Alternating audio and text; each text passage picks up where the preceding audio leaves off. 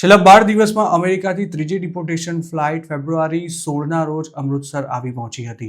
રાત્રે 10 વાગે લેન્ડ થયેલી આ ફ્લાઇટમાં 112 લોકોને ઇન્ડિયા મોકલવામાં આવ્યા હતા, જેમાં 33 ગુજરાતીઓ સિવાય 31 પંજાબના, 44 હરિયાણાના તેમજ યુપી, ઉત્તરાખંડ અને હિમાચલ પ્રદેશના લોકોનો પણ સમાવેશ થતો હતો. આ તમામ લોકોને ઇમિગ્રેશન અને વેરિફિકેશન સહિતની અમુક પ્રક્રિયા પૂરી કર્યા બાદ પોતાના ઘરે જવા દેવામાં આવ્યા હતા. જ્યારે આ જ ફ્લાઇટમાં આવેલા ગુજરાતીઓને 2 અલગ અલગ ફ્લાઇટ્સમાં વાયા દિલ્હીથી અમદાવાદ લવાયા હતા.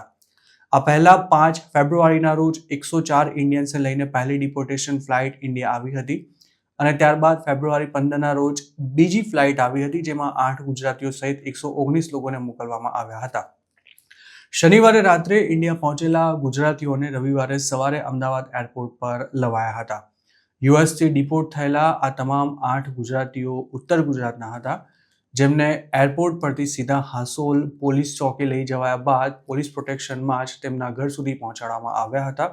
જ્યારે રવિવારની ફ્લાઇટમાં પણ આવેલા મોટાભાગના લોકો અમદાવાદ અને ઉત્તર ગુજરાતના અલગ અલગ જિલ્લાઓના હતા. ડોનાલ્ડ ટ્રમ્પના સત્તામાં આવ્યા બાદ શરૂ થયેલા માસ ડિપોર્ટેશનમાં અત્યાર સુધી 74 ગુજરાતીઓ સહિત 335 ઇન્ડિયન્સને માત્ર 12 જ દિવસમાં ડિપોર્ટ કરી દેવામાં આવ્યા છે. મિલિટરી એરક્રાફ્ટમાં મોકલાઈ રહેલા આ તમામ ઇન્ડિયન્સને હાથ પગમાં સાંકળ પણ બાંધવામાં આવી હતી. પંજાબ અને હરિયાણામાં આ મામલે અનેક એજન્ટો સામે પોલીસ ફરિયાદ નોંધાઈ ચૂકી છે, તેમજ અમુક લોકોની ધરપકડ પણ કરવામાં આવી છે. પરંતુ ગુજરાતમાં પોલીસે ડિપોર્ટ થયેલા લોકોને મીડિયાથી બચાવી તેમના ઘર સુધી પહોંચાડવા સિવાય બીજી કોઈ કામગીરી ન કરી છે કે ન તો અમેરિકાથી પાછા આવેલા લોકોએ પોતે કઈ રીતે અને કયા એજન્ટ મારફતે યુએસ પહોંચ્યા હતા તેના વિશે કોઈ માહિતી શેર કરી છે.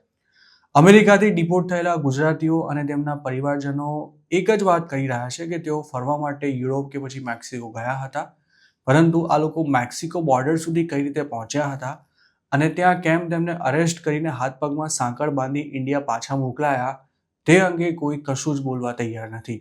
ઉલ્લેખનીય છે કે હાલના દિવસોમાં પાછા આવી રહેલા આ તમામ લોકોએ છેલ્લા 1-2 મહિનામાં જ કે પછી તેનાથી પણ ઓછા સમયમાં બોર્ડર ક્રોસ કરી હતી, જ્યાં યુએસ બોર્ડર પેટ્રોલ દ્વારા તેમની ધરપકડ કરાયા બાદ ગણતરીના દિવસોમાં જ તેમને પાછા મોકલાઈ દેવાઈ રહ્યા છે. સૂત્રોનું માની તો હજુ પણ ઘણા ગુજરાતીઓ આઈસી કસ્ટડીમાં છે, જેમાંથી અમુક તો 4-6 મહિના પહેલા પકડાયેલા છે અને આ તમામને પણ થોડા દિવસોમાં ડિપોર્ટ કરવામાં આવશે. અમેરિકાથી જે ડિપોર્ટેશન ફ્લાઇટ્સ આવી રહી છે તેનો સિલસિલો આવનારા દિવસોમાં પણ યથાવત રહેવાનો છે અને 2025માં રેકોર્ડ બ્રેક સંખ્યામાં ઇન્ડિયન્સને ડિપોર્ટ કરવામાં આવશે તેવું પણ મનાઈ રહ્યું છે. અમેરિકાથી પહેલી રિમોવલ ફ્લાઇટ ઇન્ડિયા આવી ત્યારે તેમાં પાછા મોકલાયેલા લોકોની સાથે કરાયેલા વ્યવહારને લઈને જબરજસ્ત હોબાળો મચ્યો હતો. પહેલી ફ્લાઇટ આવ્યાના થોડા દિવસોમાં પીએમ નરેન્દ્ર મોદી અમેરિકાના સત્તાવાર પ્રવાસે પણ પહોંચ્યા હતા, પરંતુ તેમના અમેરિકાથી પાછા આવ્યાના ગણતરીના કલાકોમાં જ યુએસથી ઉભરા છાપરી 2 રિમોવલ ફ્લાઇટ્સ ઇન્ડિયા લેન્ડ થઈ હતી. અમેરિકન પ્રેસિડેન્ટ ડોનાલ્ડ ટ્રમ્પ સાથે પીએમ મોદીએ કરેલી જોઈન્ટ પ્રેસ કોન્ફરન્સમાં પણ તેમને આ મુદ્દે સવાલ પૂછવામાં આવ્યો હતો, જેમાં તેમણે એવો જવાબ આપ્યો હતો કે ગરીબ અને મધ્યમ વર્ગના લોકોને ગેરમાર્ગે દોરી ઇલીગલી અમેરિકા લાવવામાં આવે છે અને આ સિસ્ટમને તોડવા માટે ઇન્ડિયા સખ્ત પગલાં લેશે, જેમાં અમેરિકા પણ સહકાર આપશે તેવી આશા છે. જોકે 3 રિમૂવલ ફ્લાઇટ્સ આવી ગયા બાદ પણ અત્યાર સુધી પીએમ મોદીના હોમ સ્ટેટ ગુજરાતમાં એકેય એજન્ટ સામે કોઈ પગલાં નથી લેવાયા. કસ્ટમ્સ એન્ડ બોર્ડર પ્રોટેક્શન એટલે કે સીબીપીના ડેટા અનુસાર ડિસેમ્બર 2024માં જ 5,629 ઇન્ડિયન્સ મેક્સિકો અને કેનેડા બોર્ડર પરથી પકડાયા હતા, જેમાંથી મેક્સિકો બોર્ડર પરથી અરેસ્ટ થયેલા લોકોનો આંકડો 1067 જેટલો રહ્યો હતો, જ્યારે જાન્યુઆરી 2025નો આંકડો હજુ સુધી જાહેર નથી કરાયો. હાલ જે પણ ઇન્ડિયન્સ અમેરિકાથી ડિપોર્ટ થઈ રહ્યા છે તેમાંના મોટાભાગના મેક્સિકો બોર્ડર પરથી પકડાયેલા છે અને જાન્યુઆરીમાં પણ ઘણા લોકોએ ઇલીગલ ક્રોસિંગ કર્યું હતું, જેમને હવે ગમે ત્યારે પાછા મોકલાઈ શકે છે.